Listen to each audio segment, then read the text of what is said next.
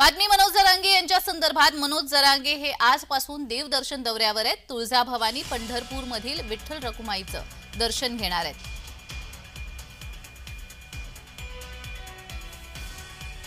जालन्यामधील अंतरवाली सराटीमधून मनोज जरांगे हे धाराशिवकडे रवाना होणार आहेत। सत्ता स्थापन झाल्यानंतर मनोज जरांगे पुन्हा आंदोलनाचा एल्गार पुकारणार आहेत। मात्र त्यापूर्वी देवदर्शन करताना मनोज जरांगे पाहायला मिळणार आहेत। विठ्ठल रखुमाईचं दर्शन घेणार आहेत। तुळजाभवानीचं दर्शन घेणार आहेत।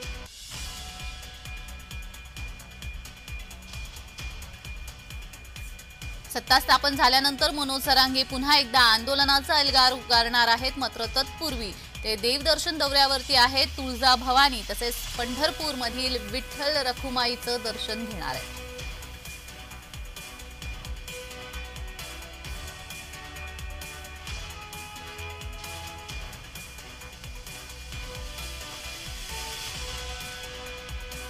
तर या संदर्भात अधिक माहिती देण्यासाठी आमचे प्रतिनिधी विजय चिडे आपल्या सोबत जोडले गेलेले आहेत।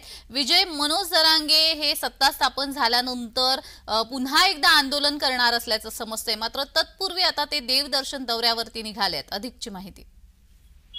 नक्कीच आणि जर बघितलं मनोज जरांगे पाटील हे मराठा आंदोलक म्हणून अनेक दिवसापासून जे आहे ते चर्चेत आपल्याला पाहायला मिळत आहे। आणि आज मनोज जरांगे पाटील हे देवदर्शनाच्या दौऱ्यावरती आहेत। तर यापूर्वी तुळजापूर या ठिकाणी ते दर्शन घेणार आहे। त्यानंतर पंढरपूरला देखील मनोज जरांगे पाटील आज दर्शनाला जाणार आहे। आज सध्या ते सराटी अंतरवाली या ठिकाणी आहे। मात्र नवीन सरकार स्थापन झाल्यानंतर पुन्हा एकदा आंदोलन मराठा आरक्षणासाठी उपोषणाला बसणार असल्याची भूमिका जी आहे ती मनोज जरांगे पाटील यांनी स्पष्ट केलेली। मात्र अद्यापही सरकार जे आहे ते स्थापन झालं नाही। त्यामुळे मनोज जरांगे पाटील हे सरकार स्थापन झाल्याच जे आहेत तर उपोषणाला बसणार असल्याची त्यांनी भूमिका स्पष्ट केली। त्यापूर्वीच आता मनोज जरांगे पाटील हे देवदर्शनाच्या दौऱ्यावरती निघल्याचे आपल्याला पाहायला मिळत आहे। त्यामुळे आता मनोज जरांगे पाटील यांनी उपोषणाची जी आहे ती तारीख डिक्लेअर केली नाही। मात्र देवदर्शनावरती दौरा ते काढत आहे। त्यामुळे आता सगळ्यांचं लक्ष जे आहे ते मनोज जरांगे पाटील यांच्याकडे लागून आहे आणि सरकार स्थापनेकडे सर्वांचं लक्ष लागून आहे। जी जी जी, धन्यवाद विजय, तुम्ही दिलेल्या सविस्तर माहितीसाठी।